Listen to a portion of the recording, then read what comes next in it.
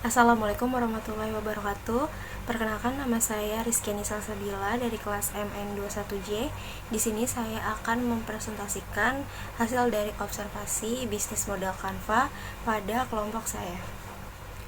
Lalu selanjutnya di sini ada pendahuluan, yaitu latar belakang. Pada perusahaan kami, yaitu Adinata Batik Group, merupakan sebuah perusahaan yang berdiri sejak 2 Oktober 2023 yang berada di daerah Karawang. Perusahaan ini memproduksi batik-batik asli Indonesia. Kami memproduksi jenis batik tulis, batik cap, batik lukis, batik jemputan, batik kombinasi, serta batik printing. Secara keseluruhan, perkembangan batik sangat baik dalam mengikuti tren mode masa kini. Motif yang telah digunakan dalam berbagai jenis pakaian dan telah menjadi bagian utama dari desain pakaian. Di era masa kini, batik tidak hanya dianggap sebagai kain tradisional, namun juga sebuah esensial dalam fashion. Di era ini dapat dibuktikan bahwa batik telah menjadi tren mode yang digemari oleh banyak masyarakat. Lalu selanjutnya ada rumusan masalah. Dalam ini kita membuat usaha baru dengan membandingkan hasil dari observasi dua lokasi bisnis perusahaan dagang di daerah Karawang. Dengan hasil observasi ini dapat digunakan sebagai perbandingan dalam mengembangkan bisnis batik kami. Lalu ada rumusan masalahnya, yaitu bagaimana hasil perbandingan BMC terhadap UMKM di daerah Karawang. Lalu selanjutnya ada tujuan program. Di sini tujuan programnya yaitu untuk mengetahui hasil BMC UMKM di daerah Karawang. Lalu selanjutnya ada pengertian 9 elemen BMC. Pada pengertiannya sendiri, BMC ini adalah alat manajemen strategis untuk mendefinisikan serta mengkomunikasikan ide atau konsep bisnis dengan cepat dan mudah. Yaitu dalam BMC sendiri ada 9 elemen. Yang pertama yaitu ada value proposition. Value proposition ini adalah nilai yang dijanjikan penjual kepada pembeli atau manfaat yang diterima pembeli ketika membeli produk tersebut. Lalu ada key research. Key research ini adalah aset yang dibutuhkan untuk menawarkan dan menyampaikan value proposition. Lalu selanjutnya ada key partnership. Key partnership ini adalah pihak-pihak yang dapat diajak bekerja sama untuk menyokong dan mengoptimalkan alokasi sumber daya. Lalu selanjutnya ada key activities. Key activities ini adalah aktivitas yang dilakukan untuk mempertahankan dan menyampaikan proposition.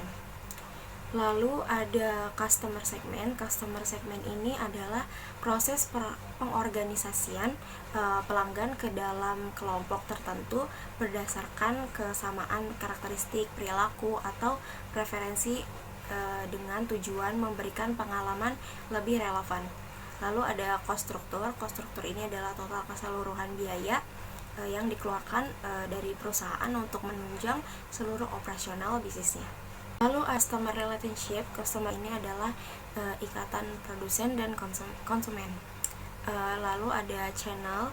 Channel ini adalah media atau saran yang akan kamu gunakan untuk menyampaikan produk atau jasa kepada konsumen.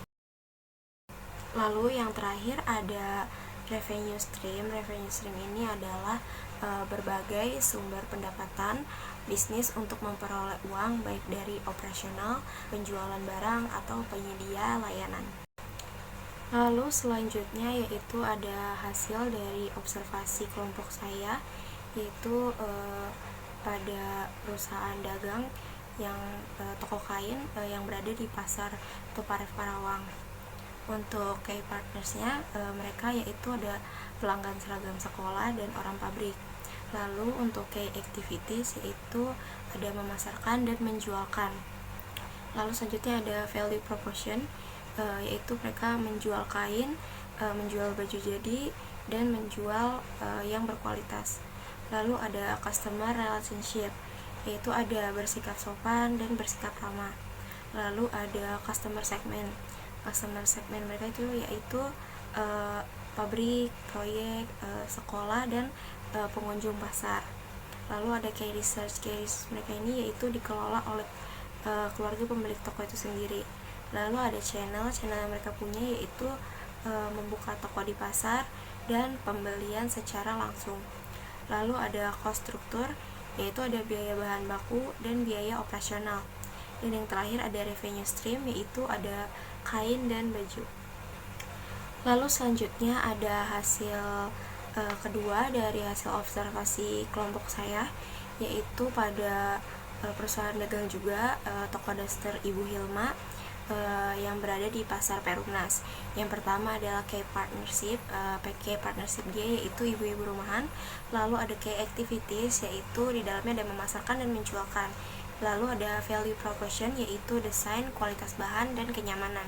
Lalu ada Customer Relationship, yaitu membangun komunikasi yang baik dan pelayanan yang baik. Lalu ada Customer Segment ibu ini yaitu ibu-ibu remaja usia 18 sampai 50 tahun, lalu yang berdomisili di daerah Karawang dan sekitar pasar Perumnas Bumi Jambe Timur. Lalu ada key research-nya, yaitu SDM dikelola oleh keluarga sendiri dan modal. Lalu ada channel yang dia pakai yaitu wirausaha, media sosial, yaitu biasanya pada status WhatsApp atau Facebook. Lalu ada kegiatan sosial, yaitu senam. Lalu ada offline store-nya. Lalu ada cost strukturnya, yaitu di dalamnya ada biaya produksi, biaya operasional, dan biaya packaging. Lalu yang terakhir ada revenue stream, di dalamnya itu ada daster batik, daster, dan gamis. Lalu selanjutnya ada bisnis model Canva atau BMC pada kelompok kami, yang kelompoknya yaitu tadi toko kain Adinata Batik Group. Pada key partnership-nya yaitu di dalamnya ada komunitas pencinta batik, komunitas pengusaha wanita berkebaya, supplier kain dan konveksi. Lalu selanjutnya ada key activities-nya, ada membuat produksi batik, menjahit, proses konveksi, pemasaran dan penjualan, dan membuka seminar kelas batik. Lalu pada value proposition-nya yaitu kain yang kita jual ini mempunyai kualitas yang baik. Lalu ada kenyamanan dalam penggunaannya dan juga desainnya. Lalu ada customer relationship-nya. Dalam customer relationship ini kita ada promosi, bersikap ramah, bersikap sopan, dan menerima kritik dan saran. Lalu ada customer segment. Pada customer segment yang kami punya yaitu ada masyarakat yang berada di daerah Karawang, penjahit, pengusaha konveksi baju, masyarakat yang berusia 20 sampai 50 tahun, lalu instansi pemerintah. Lalu ada key research-nya yaitu karyawan, tempat pembuatan batik, supplier, modal, dan pengrajin batik.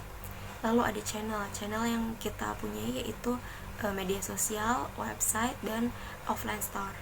Lalu ada cost struktur. Dalam cost strukturnya yaitu ada biaya bahan baku, biaya produksi, biaya pemasaran, dan gaji karyawan. Lalu ada revenue stream-nya, yaitu ada layanan pesan antar, direct selling, dan penjualan kain batik.